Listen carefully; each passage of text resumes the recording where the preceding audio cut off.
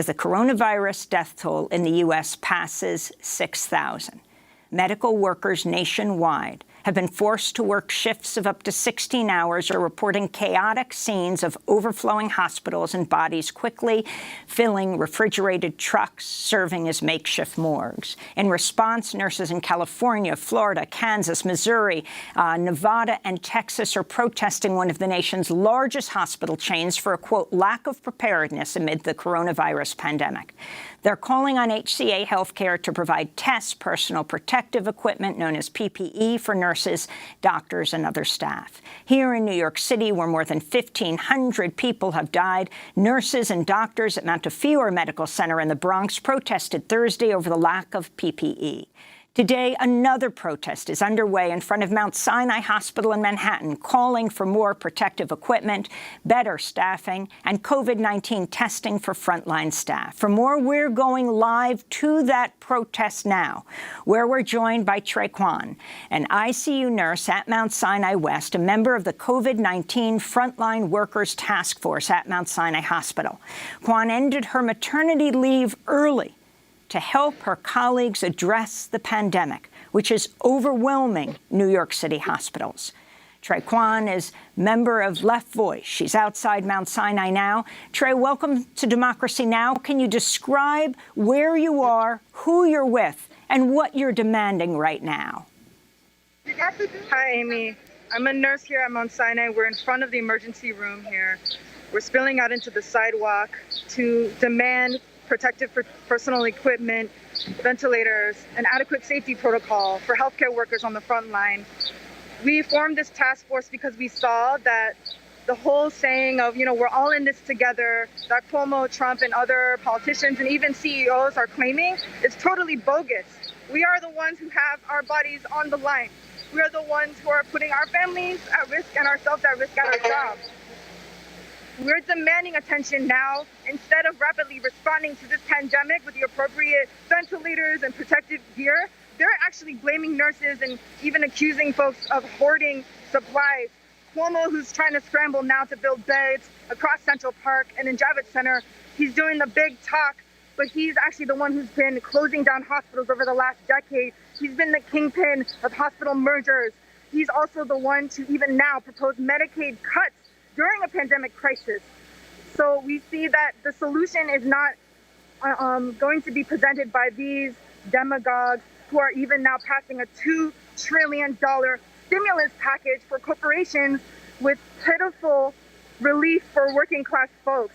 We're here and we're really inspired by the actions of Jacobi Medical Center nurses in the Bronx, Montefiore nurses in the Bronx, and Amazon workers who walked out. We're in solidarity with Chris Smalls, who was faced retaliation for his organizing. Trey Kwan, can you talk about the COVID-19 Frontline Workers Task Force, what exactly it is, and can you respond to President Trump repeatedly tweeting and speaking at his daily news conference, suggesting that the hospitals in New York are hoarding equipment and ventilators, while the mayor of New York City, de Blasio, says that New York City will run out of ventilators in just a few days? I mean, the COVID Frontline Workers Task Force we formed over the last week when we saw that our demands were not being met. It is an interdisciplinary task force of healthcare workers on the front line, residents, doctors, nurses. We invite all healthcare workers to form those kinds of worker-led assemblies and committees at their hospitals. Just as the Jacobi Medical Center was led by independent rank-and-file nurses, this initiative was totally planned by us, for us. We invite the union leaderships to take up these kinds of organizing and support it full-heartedly. In fact, this morning, the whole claim Trump's saying that we're hoarding supplies is absolutely absurd. In the hospitals that we are working at now, we have to reuse and reuse. We have to use one gown for some folks for the entire shift. We have negative pressure rooms that have not been tested and ensured that they are actually effectively isolating airborne particles. We have to use one face shield, and we're supposed to wipe that with hydrogen peroxide once we come in and out of a patient's room. Meanwhile, we're in crisis with patients being intubated left and right. We have, as you know, morgues filling up. So this claim is absolutely absurd, and it's a total lie. De Blasio, he's calling attention to the lack of ventilators, but it's not just ventilators. Sinai, up until a few days ago, only had several days left of protective personal equipment. 7 days was what we were told 3 or 4 days ago. So we don't know where the situation is now. And we see also that the response that we're getting this morning, we were told, coincidentally, that with the calling of our action, Mount Sinai executives are now finally responding to our demands to extend the quarantine to the appropriate 14 days so that we can recover and come back to work and not infect our patients, not infect our peers. And they also are supposedly offering free testing for healthcare workers, however, have not told us when that's going to begin and how we're going to be able to access that testing.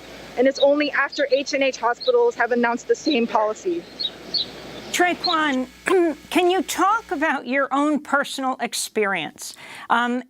You're astounding. You gave birth 3 months ago. You were supposed to be on maternity leave for 6 months? Well, Amy, you probably know that this country doesn't provide paid maternity leave for the working class and birthing folks. So I was going to stay out for 5 to 6 months just to spend time with my baby and use my savings.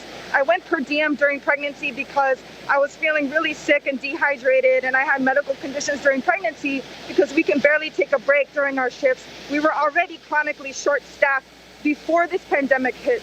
But I came back a few weeks ago because I was home full of worry and obsessed with what was going on with my coworkers, anxious like the rest of us watching at our TVs and computers at home. And I could not stay home anymore while I heard my coworkers and colleagues scrambling on the front lines.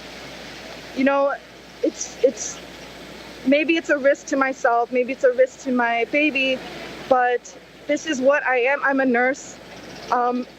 I think that it's my duty to take care of patients to some extent, what I can do.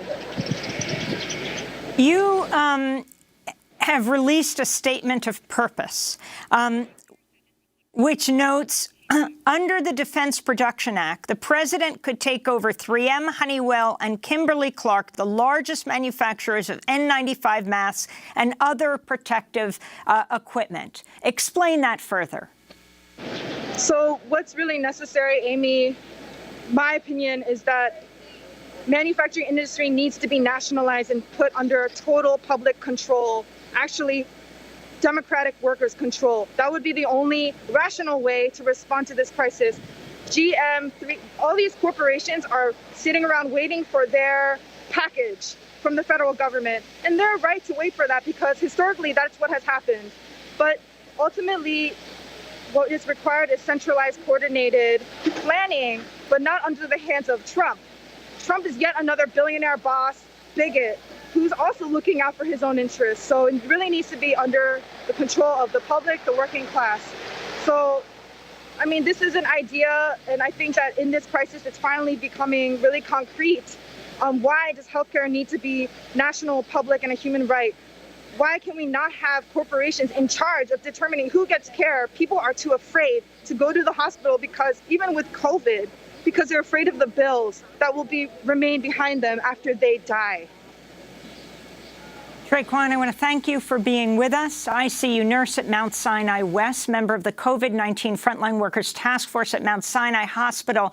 She is standing in front of her hospital right now, involved in a protest.